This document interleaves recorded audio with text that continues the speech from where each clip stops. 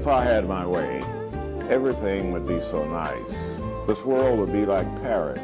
No, it would be a paradise. No one would ever have to say, I'm gonna get my wish someday. All one would have to do is say, this is my order, if you may. Welcome to another episode of The School Without Walls. I'm host and founder, Dr. Antonio Hobbs, also professor of Spanish here at the University of Arkansas at Pine Bluff. My guest today is Mrs. Carrie Jones. She's one of my Spanish students. And of course, Mrs. Jones didn't just enter college this year. She's been around this while. Mrs. Jones, do you mind if I call you Carrie? That's fine. All right, Carrie, tell us a little bit about your area of birth. Were you born in Arkansas? Yes, sir. I was born in Pine Bluff, and I've lived here all my life. Okay, well, you're here at home. And I'd like to say to the public that this program will be a little different than the ones I've had before. I've done most of the asking the questions, but Mrs. Jones is concerned about the African experience, and she was talking with me about it here in the class.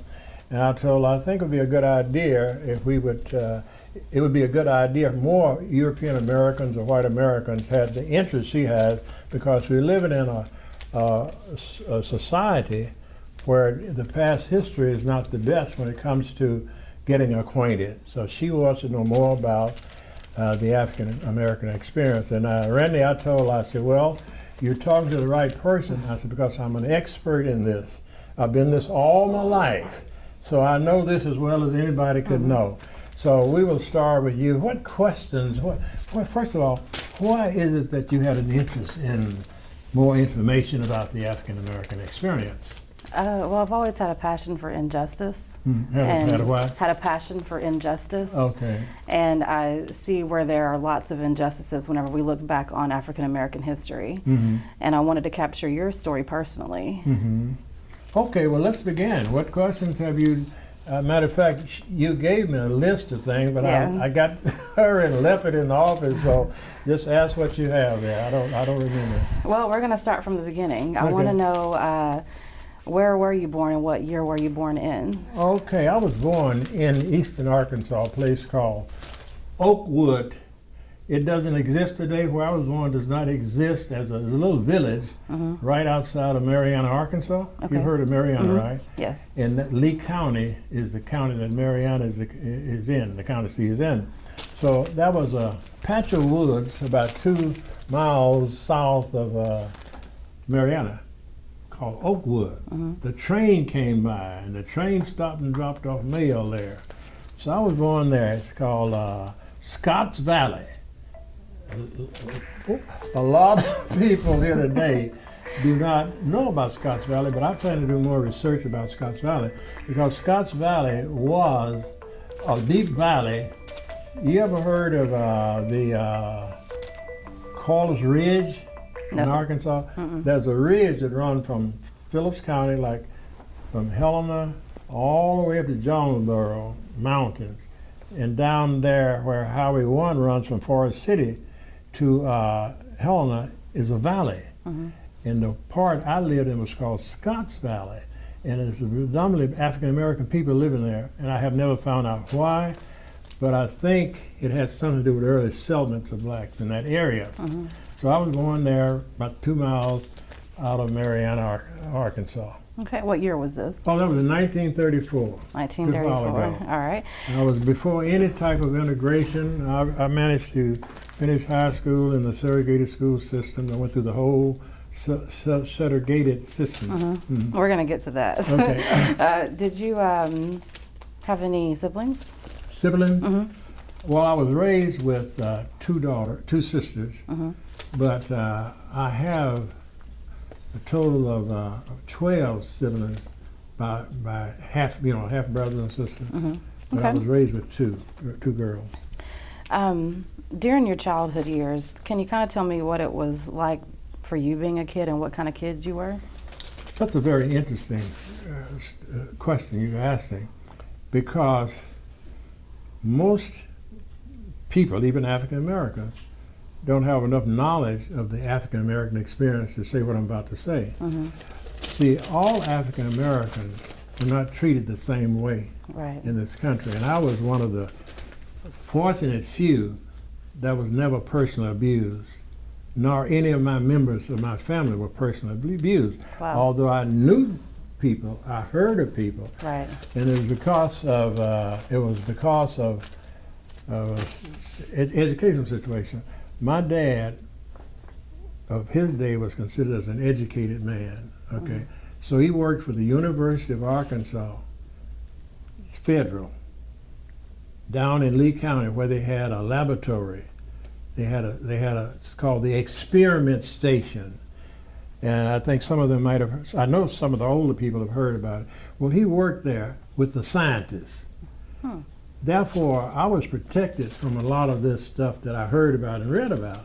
So that made me to be what I am, never afraid of white people. Right. Whereas those people who lived on the plantations that were abused, kicked, misused, falsely accused, those my age are just scared of white people because they would whip them. Right. Or they were just unhappy with them. Right. We got 2 more minutes here, so I'm going to try to complete this.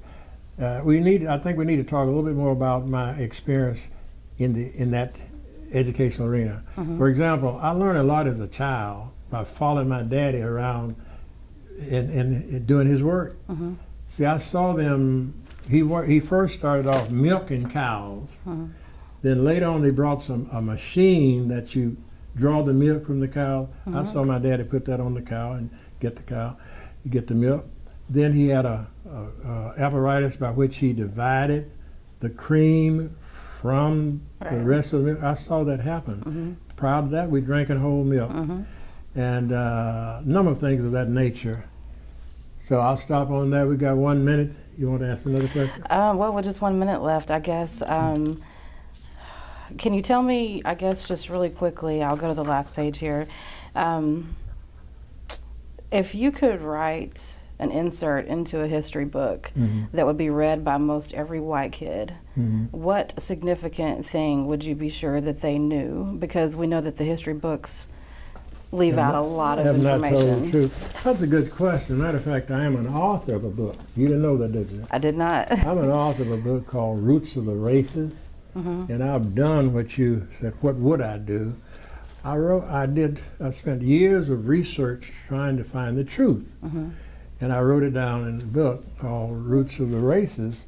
And one of the main things I found that was interesting, and I think the break is coming up, and we're going to have to continue this on the other side of the break, but I'm going to tell you a little bit about Willie Lynch. You ever heard of Willie Lynch? Yes. That's a real story. Yes. We'll come back in a few minutes. Okay.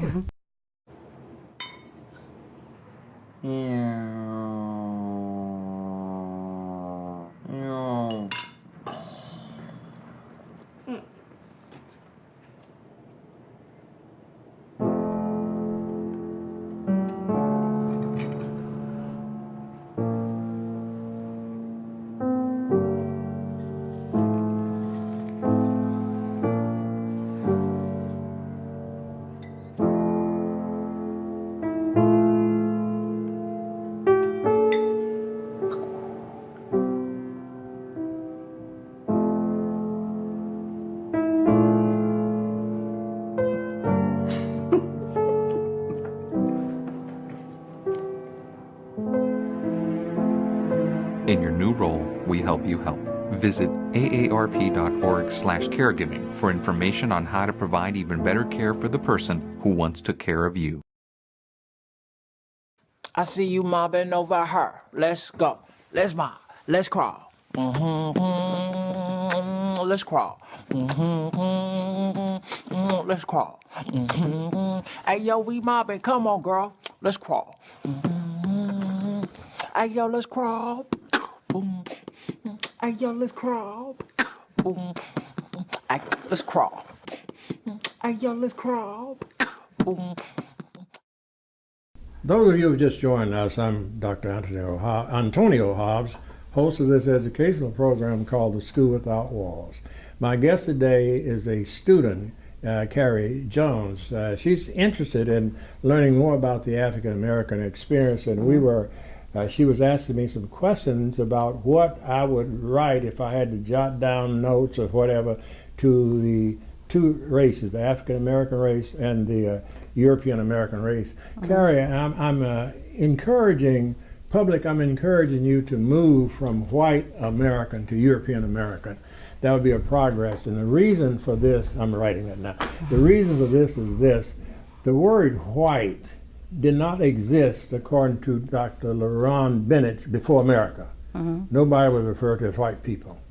That was designed for a racist purpose, to consolidate all Europeans of different race stock. Race stocks. I think I got it right. And of course, then I'll get to the question. Then the Negro is nothing but a copy of the same thing. See, the Africans were called Africans when they came here to America for a number of decades, until the Willie Lynch got involved. They were called Africans because they were Africans. And Europeans were called French, German, Italian, whatever they were. Right. But once the European Americans decided that there was a great economic advantage in enslaving Africans who had so many skills that they did not have because the part of the world they came from, they would consolidate and call themselves one by one white, whereas you wouldn't say no, only Europe, French, German, Italian, Yugoslavian, Czechoslovakians here. They just said white only. And that was for convenience. But it was done for a racist, ugly reason. Okay. Now the black moved from Negro, from Africa to Negro for a purpose that was evil, that was to separate them from themselves. Gotcha. Okay. Divide and conquer. Right. That was a part of that. And that came basically in 1712. It's when a man named Willie Lynch, I understand Lynch was a highly educated white man from the West Indies.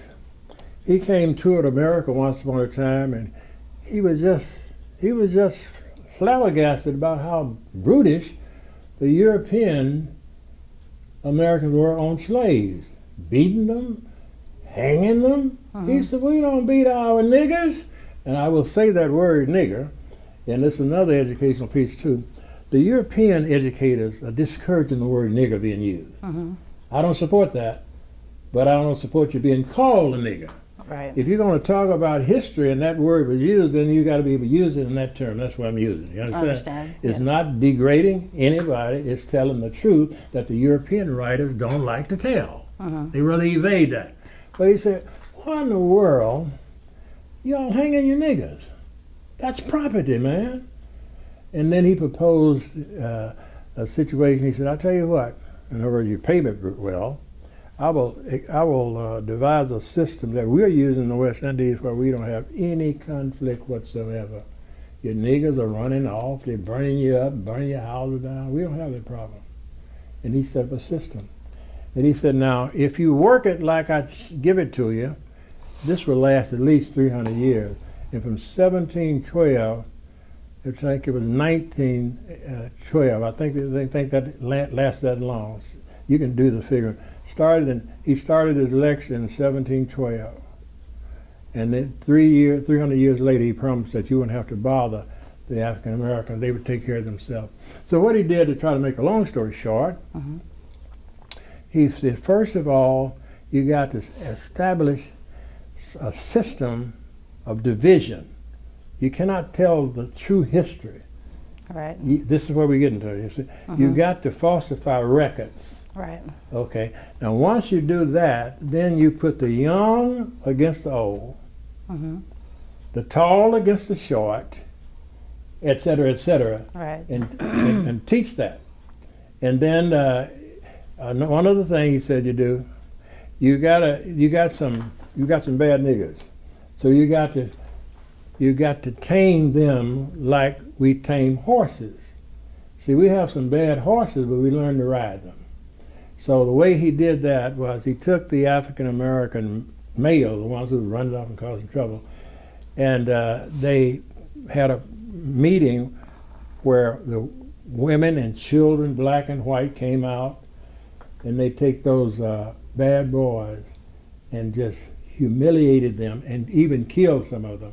Yeah. There was one situation where they took the legs and tied them to one leg, one leg here, and a horse, and pulled them together in the presence of the family.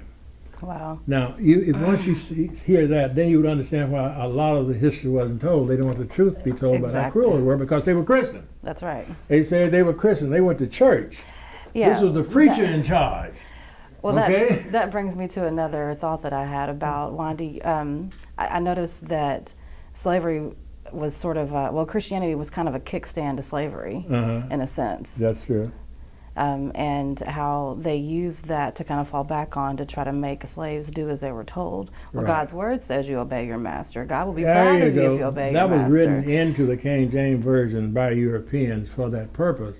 That was not part of Christ's plan, but that was in there. That's true. We got to stop here, and we'll be back in a few. We got another minute? We got another minute. Let me try to finish this about this thing so we get through it with Willie Lynch. Oh, yeah. And he said, this is what he said. If you frighten the mothers, they will train their boys not to be bad. And that worked. See, the mothers said, they will hurt you. They will kill you. You understand? Obey the white man. Do what he says. Because the nature of a woman is to protect her child. Right. That's her nature. So he knew that. So they didn't have to worry. After a decade or so, the blacks kept the blacks in check. Gotcha. Okay. Yeah. Right, mi cariño. So like I said, everything I learned about cooking, I learned from Grandma's empanadas. Shall we go again? Yep. Mix the beef with the onions with the peppers with the paprika with the garlic with the oregano with the cumin. Got it? Got it. Throw on the olives, stir, season, stir again, pour out the flour, roll out the dough, make a circle, drop in a fistful of filling, fold over, press down, and ta-da! Most parenting is hard to do in just 2 minutes. But 2 minutes twice a day making sure they brush is easier, and it could help save them from a lifetime of tooth pain.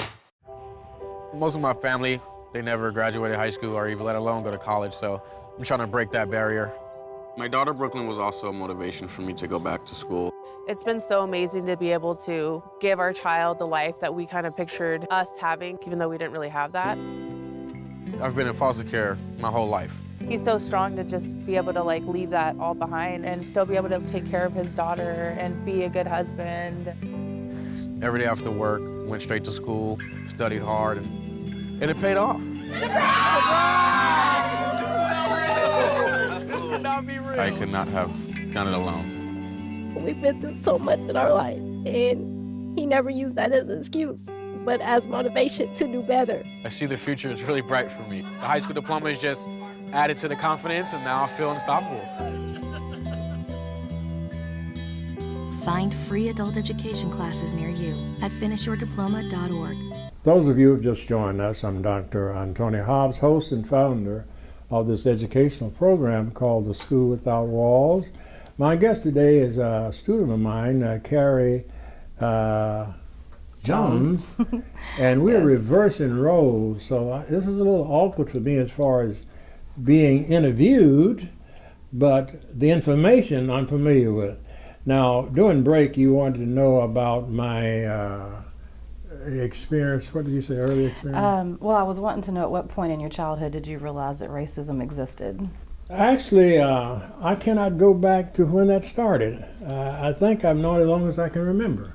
Okay. Yeah, because I hear the elders talking about, here's a little boy sitting, he used to really visit. The children sitting over there on that block or whatever they got box, and the parents are talking about events of the day, and I would hear my dad not talking about his experience, but somebody's experience as a black experience.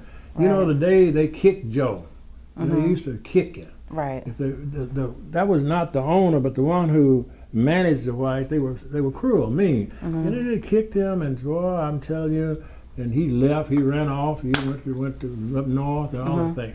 So long as I can remember. Okay. What's the second question? So there's I know that for a lot of people of your generation, whenever they were young, they were encouraged to not continue in going to school. If they did continue in school, they were encouraged to not pursue anything professionally because they're told, oh, well, you can only do food service work or something like that. So do you know someone who experienced something like that? Where they were discouraged just because they were black? I did not know anybody personally, again, because of my environment. See, I grew up in a unique African-American experience. I learned about that later. See, my parents always told me I was going to college when I was a child. Right. My parents read. They had books. They read, and I learned to read early and stuff like that. But the question is, and I attended a school called Robert R. Moden High School, one of the best schools in Arkansas, black or white. And we had a principal named A.M.P. Strong, Anna Strong. She was one of the great American educators. She was a personal friend of Eleanor Roosevelt. You know, the President Franklin Delano Roosevelt. Right. Eleanor. Mary McLeod Bethune, you ever heard of her? She's an so. Outstanding black scholar. Yeah. That Mrs. Strong knew, and she brought them to our school. So we were exposed to so much more than the average school black school in Arkansas. Right. But I heard about it, but we were never encouraged. We were encouraged to be the best we could be. Matter of fact, we had a whole slogan among the black teachers in that circle: you got to be better than white. You can't be as good if you expect to get the jobs that they own. They want the best. Right. And that was my bringing up. Okay. So I try to be the very best I can be. Well, it sounds like you have been. Tell me a little bit about, I'm trying to decide which one I want to go with because there's like 3 major questions. I guess let's go with... Could you speak a little louder too? Yeah. There's 3 major questions that I want to ask, but for time's sake, I'll just do one. Okay. Tell me a little bit about the Jim Crow South. Did you live here? Yes. And I want to know from your personal experience, what did the alleged separate but equal look like to you? Boy, that Jim Crow South was hell on earth. Yeah. It was worse than slavery, according to, I didn't live during the slave period, but let me briefly mention that one advantage slavery had over Jim Crow was the Africans were property protected. Right. See, that's my property. Don't mess with my nigger. Right. You understand? I do. Well, once the Emancipation Proclamation was declared, and once you had a lot of angry Southern people. Right. They had lost power because they had a lot of power. They had lost power, and then the government's soldiers stayed here about 10 years to canvass and protect the African, and then they made a political deal. That was a political deal for the soldiers to leave the South. That's when Jim Crow was born. And they were worse off because during slavery they had food to eat, they had shelter, and they had protection. During Jim Crow they had none of it. Right. You all are free now, go. And then we had a lot of mean, angry white people. You can see at that age, that era. Yeah. So I witnessed some of that. See, I was in the latter part of that. When I was a child, we went to separate schools. But again, personally, I wasn't bothered. But I hear of people being bothered because my daddy lived close to the school. Right. I could get home early, and nobody was bothered in that circle. But those who had to go 2 and 3 and 4 miles, they would be beaten up whenever the white folks decided to have a beating party. Right. They just drive past them and just make fun of them, beat them, right, scare them to death. Well, I missed that because my parents again having me close by, but I heard about it. And this is something else I noticed about Jim Crow. My mother would go shopping in a store. The storekeeper would be so nice as long as she was there by herself. Milton, how is that, blah, blah, so-and-so Milton. Miss Jones come in, he act like he didn't know her. Miss Jones, what can I do for you? Mildred doesn't exist. I was watching that as a 6, 7-year-old boy. Yeah, so you're saying in the presence of other white people, the store person would act like they didn't know your mother. They didn't know her, but if she's there by herself, just as nice. And another thing that was really bad was once we started driving cars, oh my God, the police would pick on a black person and give them tickets, and if they say anything, beat them up, and there's nothing done about it. Just like you see on TV, Yeah. that was happening daily. Right. Well, I wondered about that. That was one of my questions. Nothing new. That was happening daily. Right. To this day, to show you how much it affected me, when I was a young man, all of the cops were white. I would get afraid when one would be behind me. Because I said, I wonder will I be one that will be beaten up today? Right. And of course, I never was. But to this day, black or white, if a cop is behind me, I have a fear come over me. Right. Right now, if a cop drives along behind me for as much as a block, I'm constantly wondering if my tail light is out. I wonder, and I've never been stopped by one in the last 50 years, but the fear is still in me. That's right. There's a bit of a PTSD going on, it sounds like. Yeah, so that's the part I remember. And of course, I remember that you wouldn't be paid the same as whites. A black person and a white person could be doing the same work. They pay the white person more. I remember that. So there was a... We got to stop here. We got 1 minute. So you conclude. What would you like to say in concluding? Well, in concluding, I guess, that was kind of leading me to another thought, was how things looked then and how they look now in terms of relationships between the black community and law enforcement. We'll start that in the next program in the next few minutes. Okay. The question on the floor is, in my experience, how much change has been made from then till now? Then to now. Yeah. Thank you. You're welcome.